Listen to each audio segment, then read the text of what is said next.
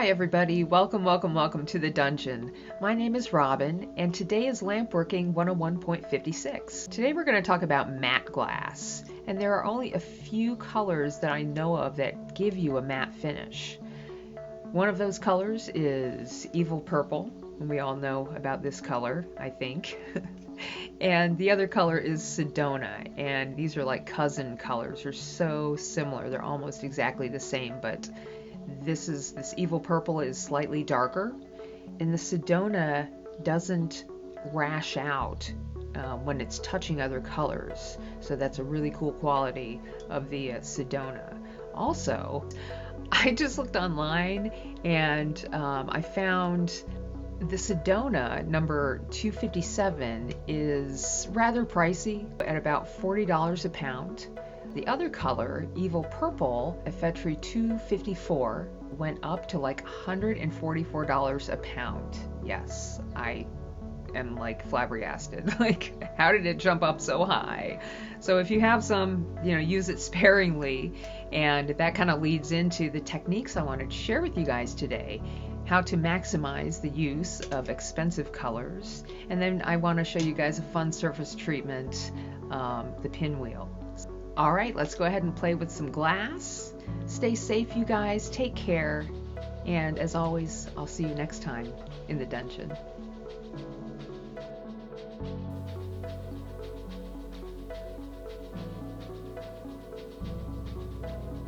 All right, so I'm going to use a nice thick bit of clear to start out with. This is more like a 10 millimeter, 8 to 10 millimeter rod. I like to use a thicker bit of Moretti or Effetre clear. I just get more out of it faster. And I'm just going to start out by making the shape of the base bead itself. I feel like I build up every single bead that I make like completely different.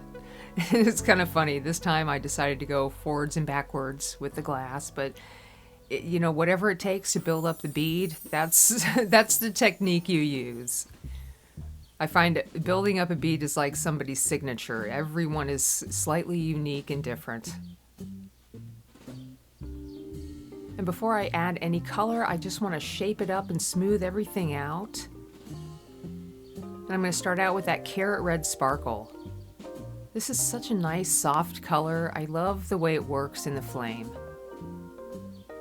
It's a little strange on the surface when you're working it, but when it's finished, it's just a beautiful... It's kind of hard to see the sparkle, but it's in there. It's just a great orange to work with. And there is a slight transparency about it as well, so you might want to do 2 layers. And then the Sedona works almost just as nicely. Well, it does. It works just as nice as the sparkle orange. And I'm just working my way into this half and half diagonal pattern.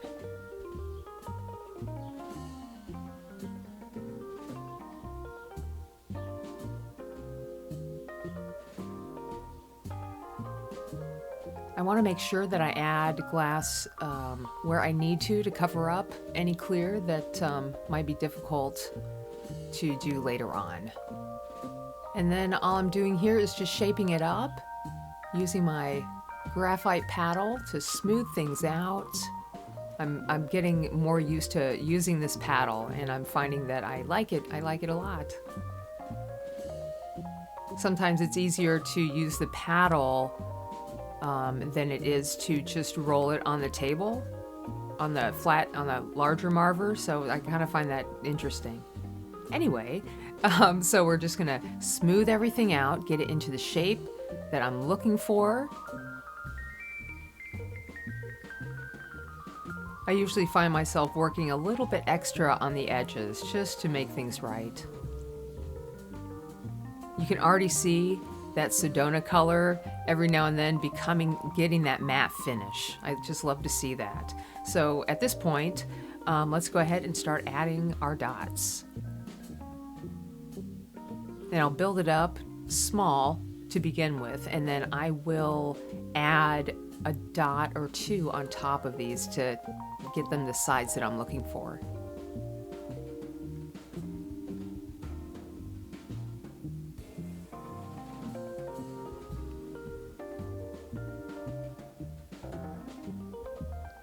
There's no specific pattern that you really need to follow here.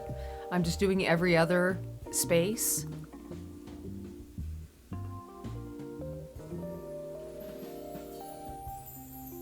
And what I kind of find really cool about this specific bead is at every point of working on this, every stage of working on this bead,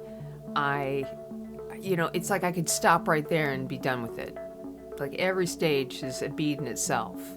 Before the dots, just with the dots, after the dots, you know what I mean. You can stop at any time. Now I'm going to add on these orange dots, and I have to say again how lovely these two colors work together. The edge stays super crisp, nice and clean, and everything just seems to melt together nice and evenly.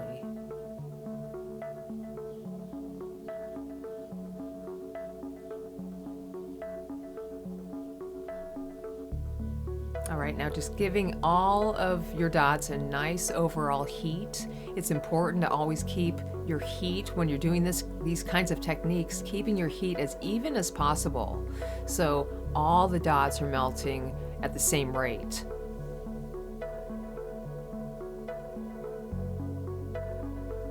I love the way the bead looks right here. I have to say, I almost stopped and was like, ooh, this is it. And you can see me almost stopping right here. And I just love the way this looks.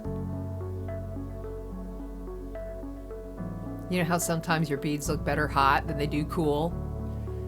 Not that this is a case like that, but it sure looked really cool while it was hot. All right, so what I do here is I'm just spot heating specific areas in between the dots. I'm doing like in between 3 dots at a time here, and just pushing in with a thicker stringer.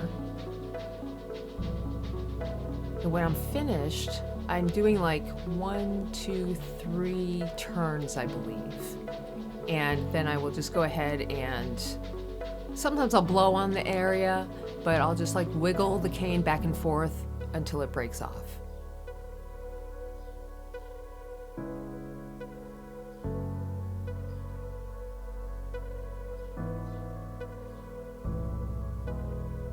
This is where you can get a lot of fun variations on your bead, depending on what color you're going to use to do your plunging and twisting, and if you're going to add dots on top of the dots. You could take this bead really, really far. All right, so I am just about finished. I'm just going to add a couple of dots here and there where I feel like, it kind of needs it. And that's it. I'm just going to gently smooth things out. And at the very end, I will just flash it in the flame a little bit until I see that Sedona become completely matte. It happens really fast. It's amazing. All right, you guys, I hope you enjoyed that. And thanks for watching. See you next time.